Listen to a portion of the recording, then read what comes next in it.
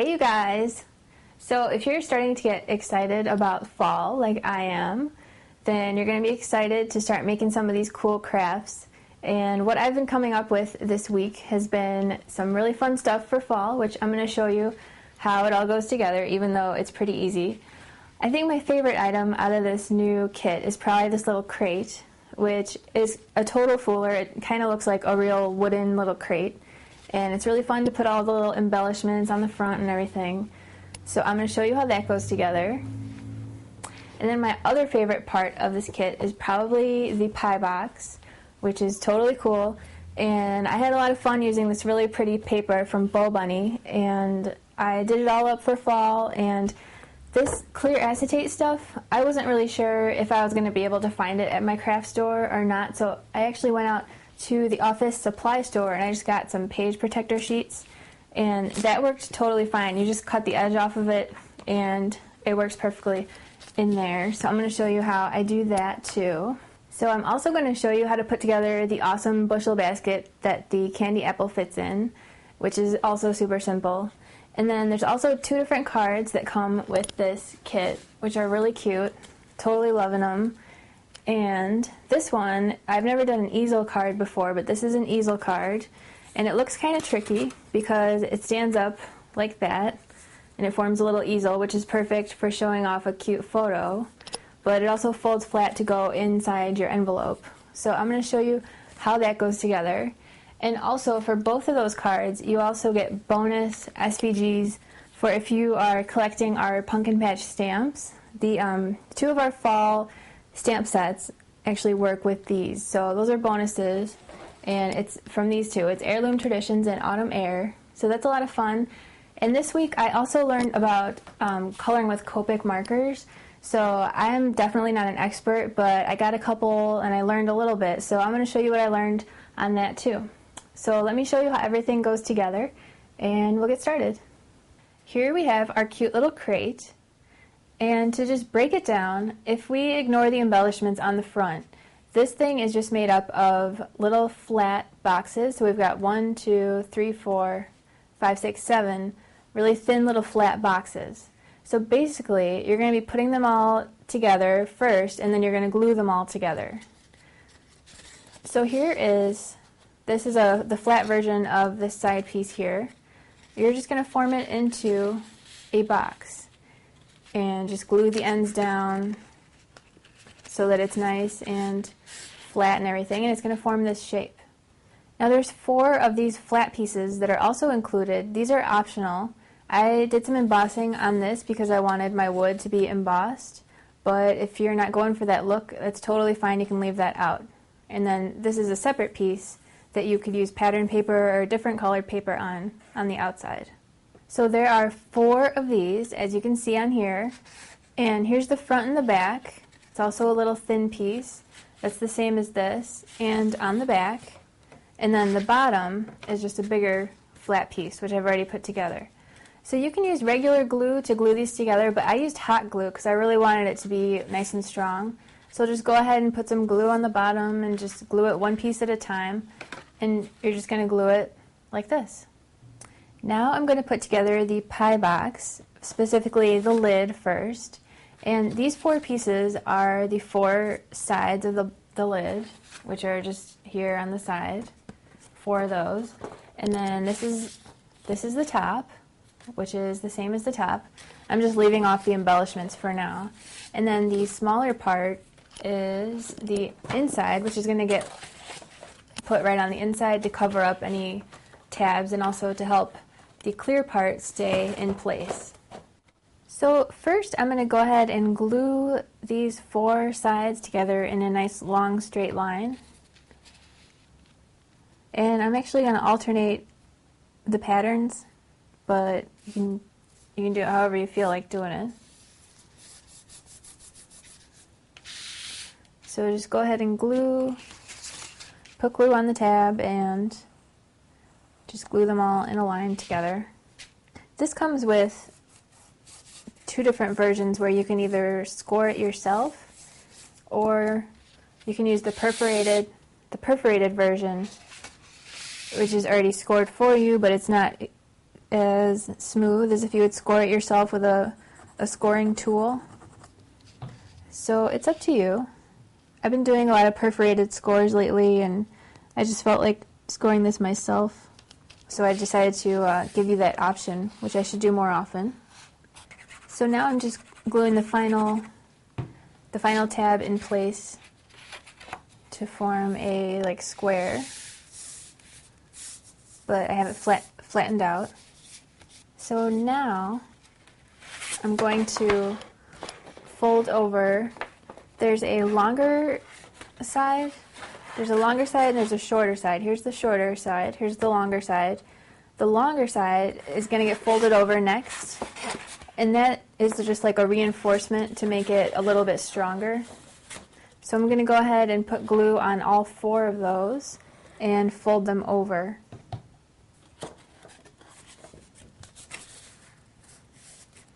So here are my reinforced sides on the bottom of the lid, and then I'm just going to flip it over. I'm going to put glue on all 4 of these tabs and glue the top in place.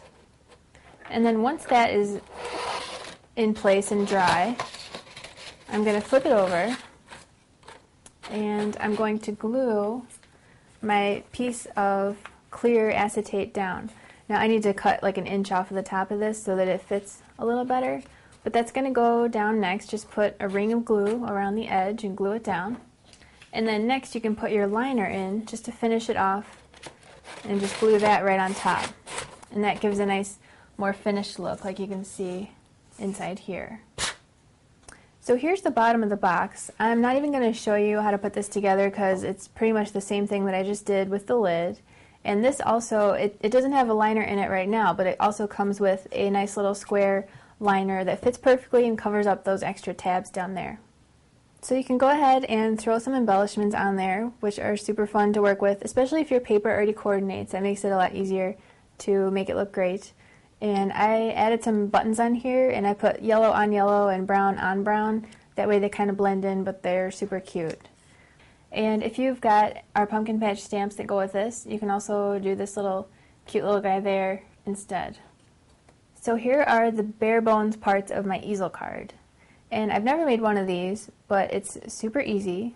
You just take this longer part of it here, and you take your square, and I'm just going to put glue only here, and glue this right onto here, so that it forms the base of the easel card.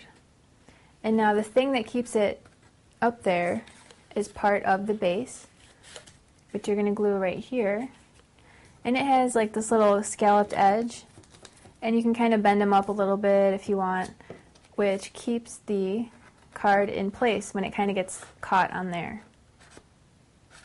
So here's my super cute easel card, and I had a lot of fun with these little ruffly parts down here. They really stop the card here, and you could totally write your little message right here, and the cool part is that it closes flat to go inside your envelope. So I also had fun doing some embossing, and I definitely inked the edges, actually with black, because I really wanted the edges to look really nice and inked. And if you can see inside there, I used a lot of dimensional pop dots behind almost every layer just to really give it a lot of dimension. So if you have our Heirloom Traditions Pumpkin Patch stamps, it also comes with the bonus SVG that works with this My Little Pumpkin stamp, which you can use right here too. So that is fun. And here, if you wanted to write like the name and the year or something, that would be really cute. Or it also works if you want to use this Crisp Days of Fall stamp. So either way, it's super cute and super fun. Here I've got all the pieces of my bushel basket, and it's pretty obvious where everything goes. This is obviously the bottom, and each of these goes on each of these tabs. So you're going to put glue on every single tab and put these going all the way around. And you're going to put it with the small side right onto the tab, and the top is a little bit bigger. And then next we'll get to these 2 bands. Okay, so here's my crazy looking like sun piece here with all the tabs glued into place. So next I'm going to glue both of these together like this, and also this one like this. So next I'm going to actually close this into a ring by gluing this here, and just right where the little corners are, you're just going to line up the corners of the other side and glue it together and do the same thing with the smaller one. So I've got my 2 rings here, and I'm going to take the smaller one and set that to the side, and first I'm going to glue the bigger one right at the top.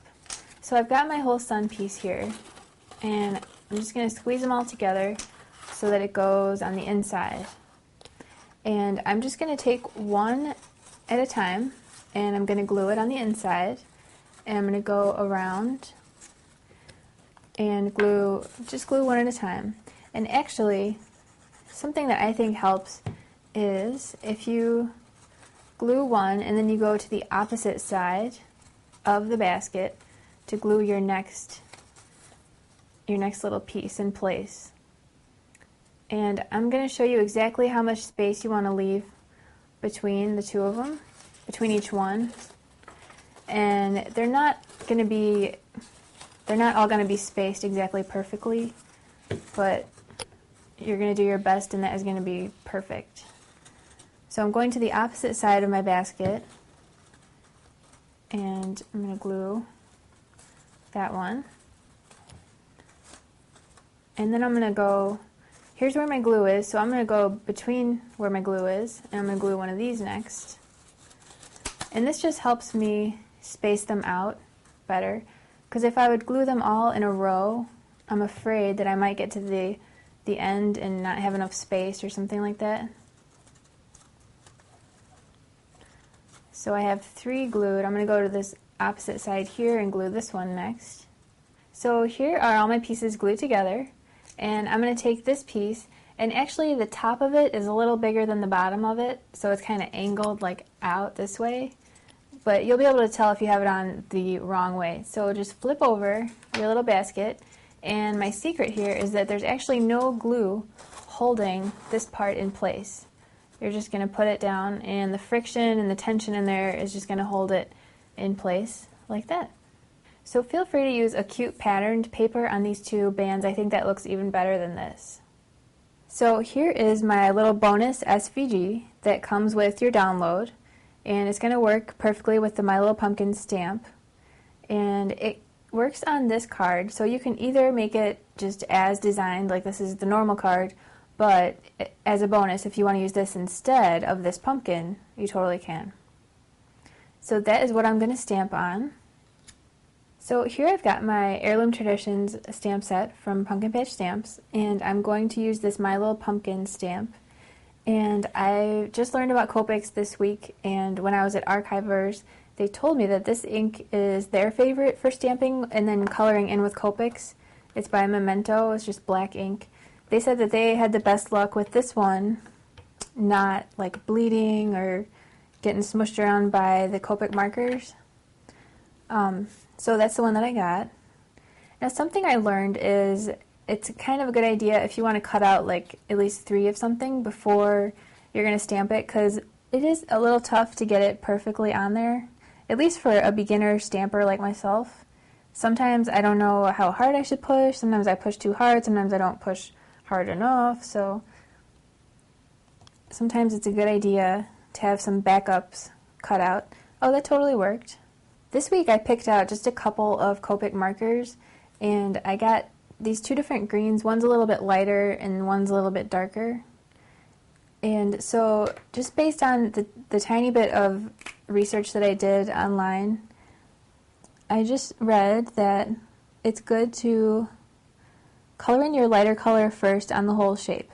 Okay, because this leaf, I want my leaf to be green, and I want to add a little bit of shadow on the bottom of the leaf.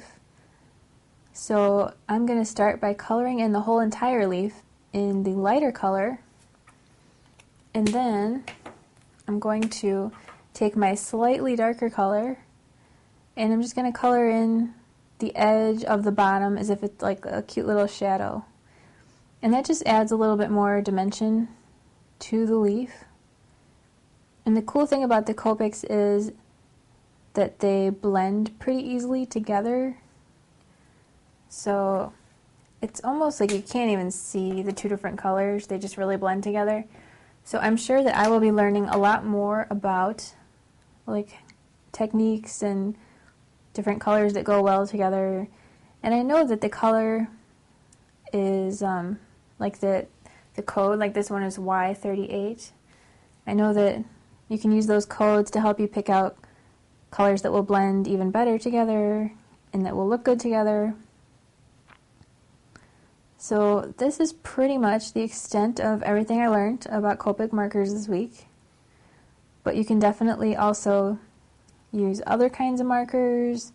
You can use colored pencils, which I'm going to explore a little bit with soon because I have a huge stash of colored pencils that I really don't use very much.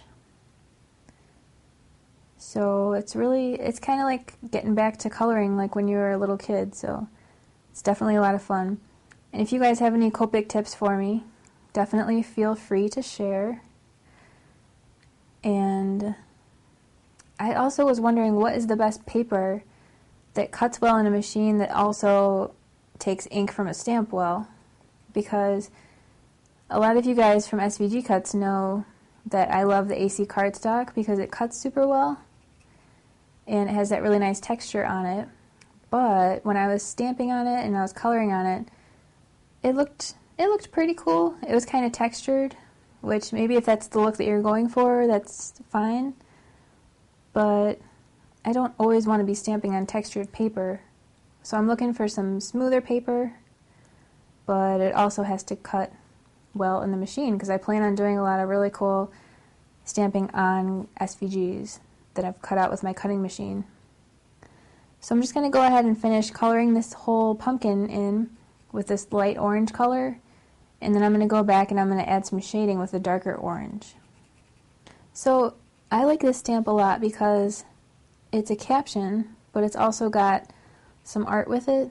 Obviously it's the words, but it also has space to color inside the words, and it also is on top of a pumpkin, which is cool because not being a huge stamper yet myself, I think the most useful thing is captions, because a lot of times you want to put a caption on something that you've made with your cutting machine, but the words need to be like super tiny, and sometimes it's hard to cut really tiny words, so it really helps to be able to stamp.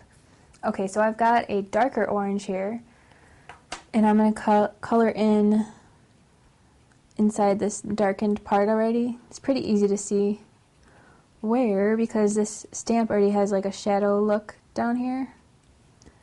But I'm also going to take it up underneath the letters a little bit just to add a little bit of shadowing. And this orange is like a lot darker than the lighter orange that I already colored in, so it's not really blending in quite as well, but I think it's fine. It's kind of like a more dramatic contrast, but that's fine. If I had an orange that was in between the two of them, that would be even better. I'm sure you could get really crazy and color in like so many different shades of a color and get like super crazy with it. So I'm just going to use my brown to fill in the letters here, which is fun. I might end up like needing reading glasses if I do this too often, but it's super fun. And I've got a couple little areas that I'm going to touch up, but you get the idea, and it's a lot of fun. So it's going to look really cute on my little card. So I need to touch it up, but you can get the idea. It's super cute, and it was a lot of fun. So thanks for watching, and if you make any of this stuff, as always, I would love to see it on our forum or on our Facebook fan page. So thanks for watching. I'll see you next time, and happy crafting!